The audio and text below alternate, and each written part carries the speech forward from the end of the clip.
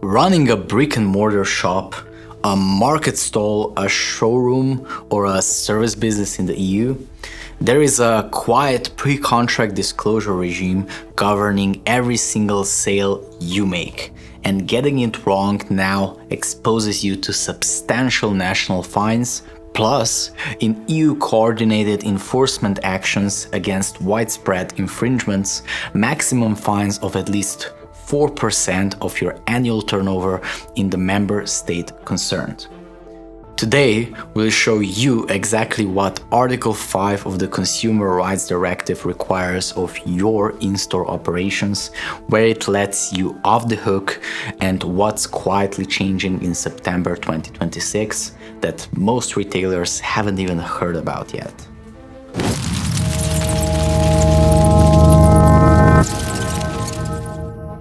First, a disclaimer. This video is for informational purposes only and does not constitute legal advice. If you'd like a tailored review of your in-store disclosures, your commercial guarantee statements, or your point-of-sale processes, our team is one click away. Hey everyone, Robert here, legal consultant, licensed tax advisor, and founder of Terra Consulting. We work day in, day out with retailers, distributors, and hybrid online and physical merchants, navigating EU consumer law.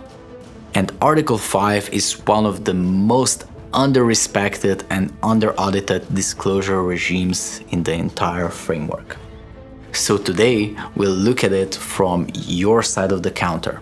What you actually have to tell every consumer, where the regime exempts you, and what's coming this autumn that will quietly add new disclosure obligations to your in-store sales.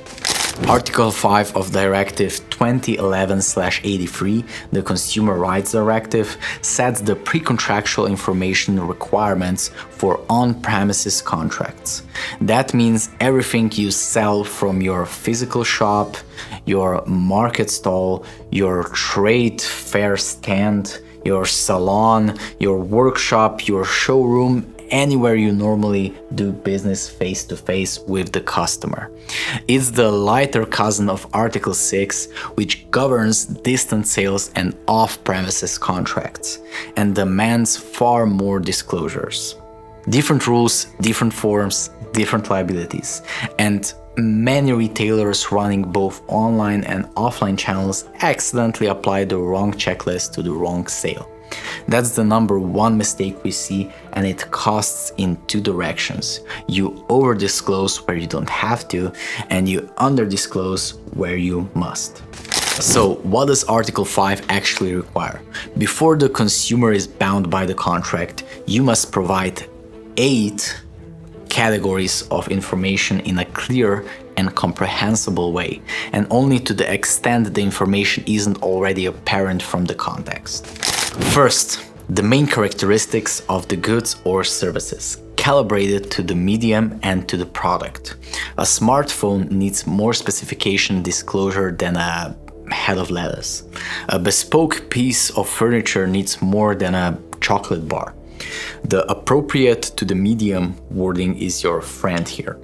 Article 5 does not demand technical data sheets next to every banana, but it does demand enough that the consumer can make an informed choice for the product in question. Second, your identity as the trader.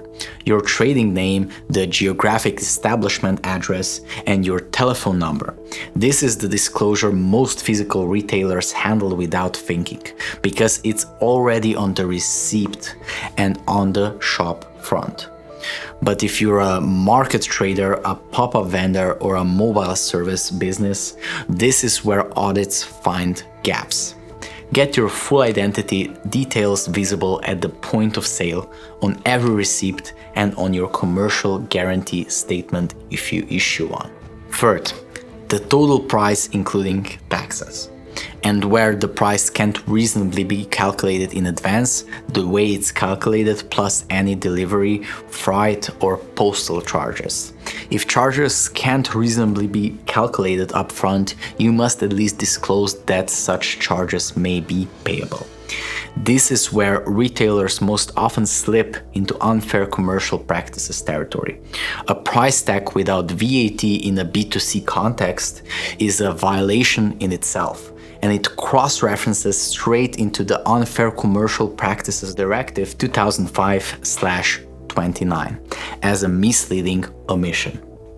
Fourth, where applicable, the arrangements for payment, delivery, performance, the time by which you'll deliver or perform, and your complaint handling policy.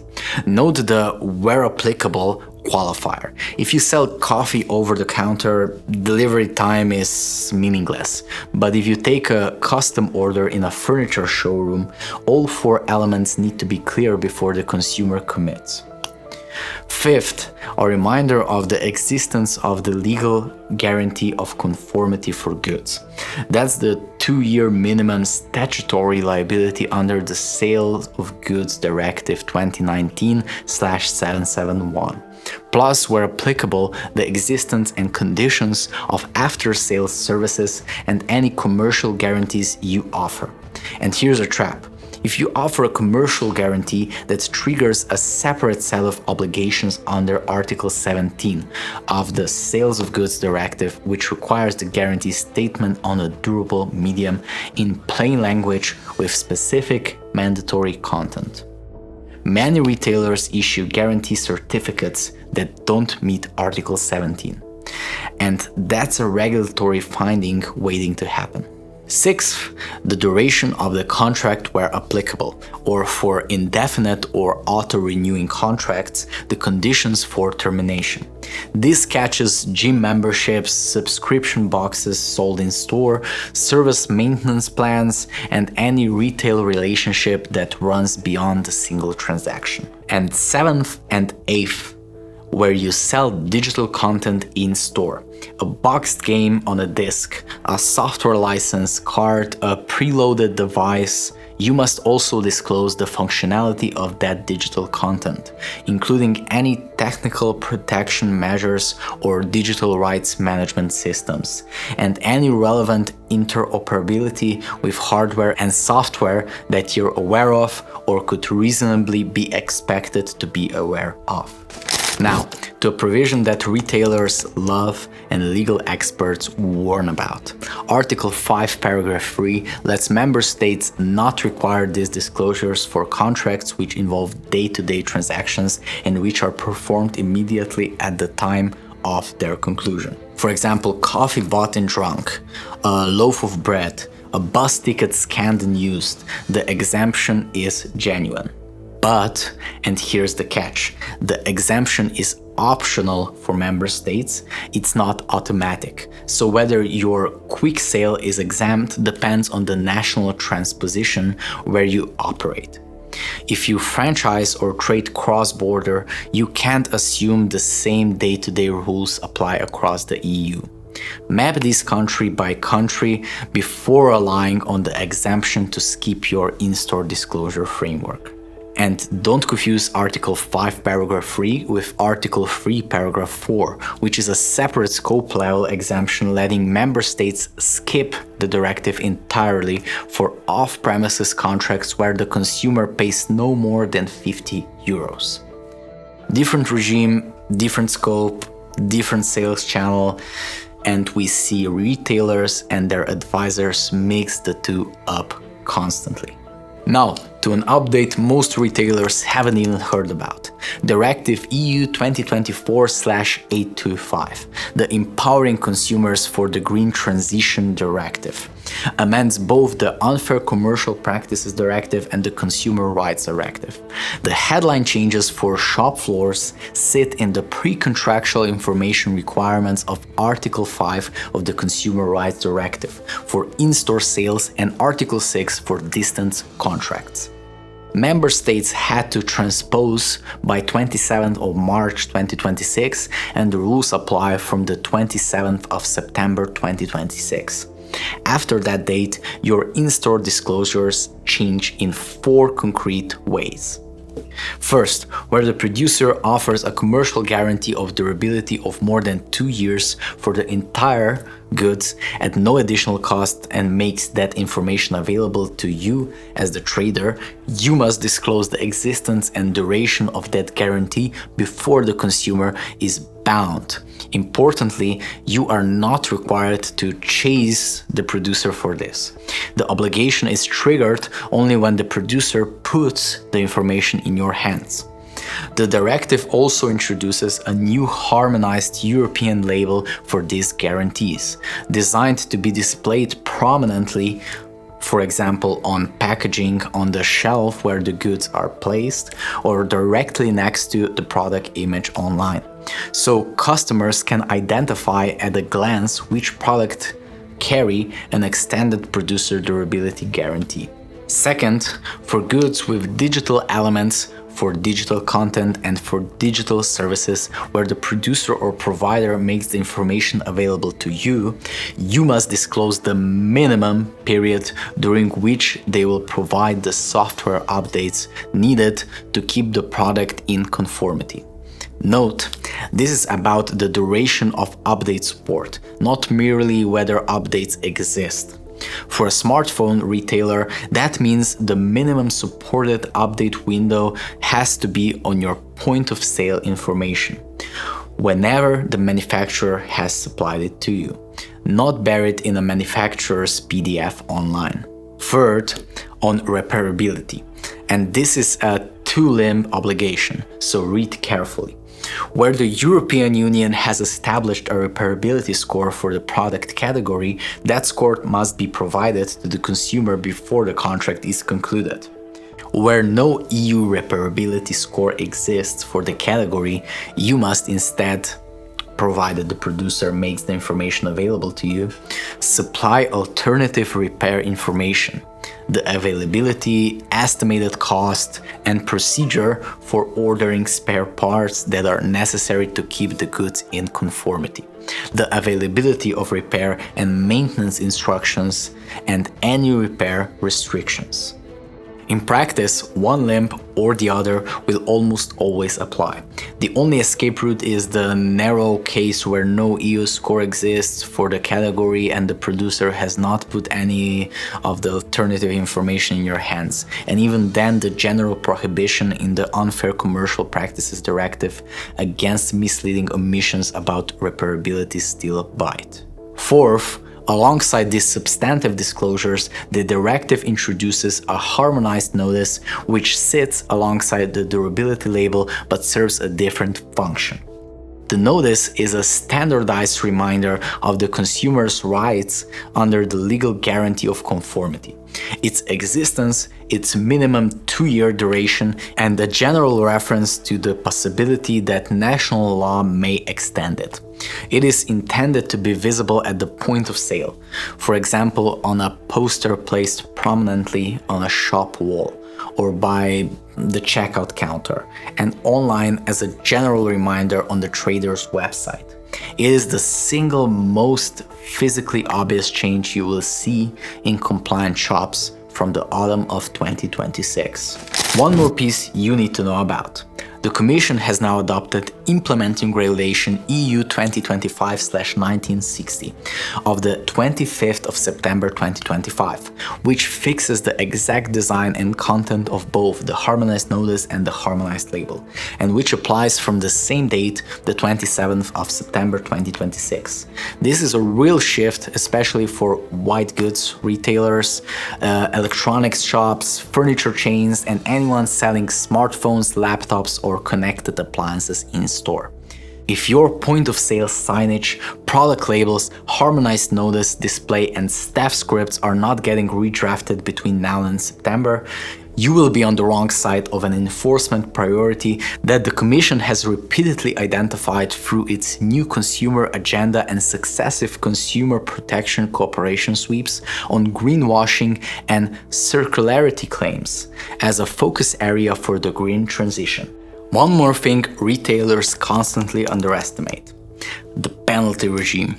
The Modernization Directive 2019/2161, applicable since the 28th of May 2028, overhauled Article 24 of the Consumer Rights Directive. National penalties for infringements must now be effective, proportionate and dissuasive.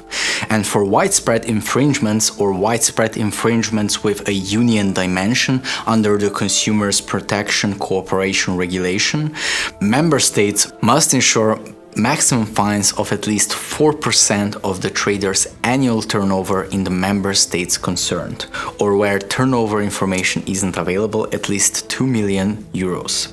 National regulators have been actively using this new power since 2022, and pre-contract disclosure failures are low-hanging fruit for inspectors because they're easy to verify in a single in-store visit.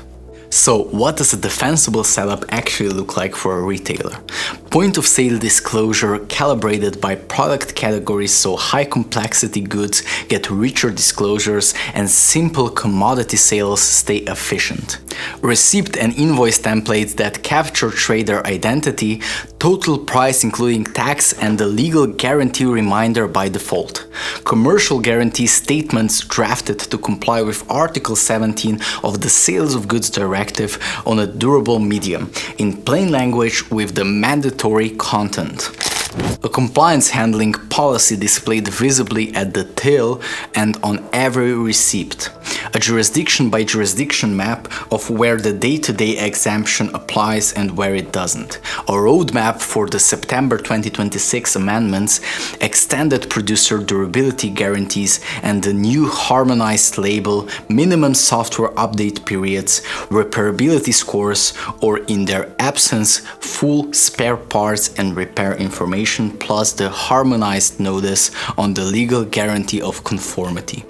Get this right and Article 5 stops being an audit risk. Get it wrong and you're handing inspectors a clean shot at a 4% of turnover finding.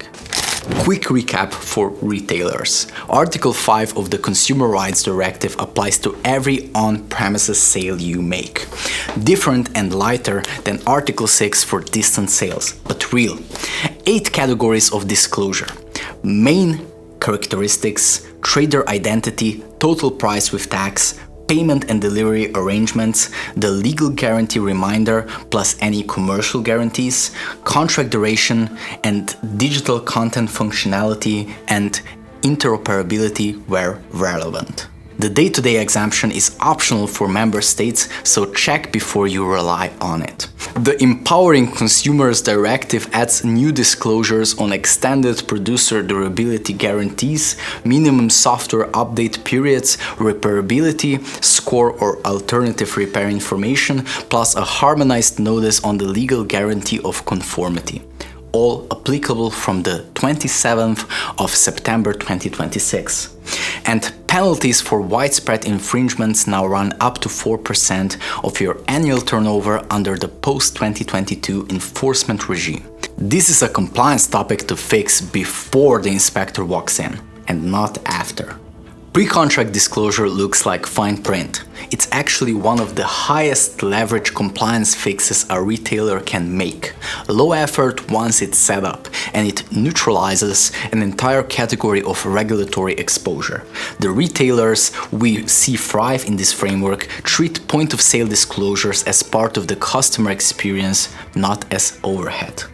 If you're not 100% sure your in-store disclosures, your commercial guarantee statements, or your point-of-sale processes would survive a real audit, that's exactly what we do.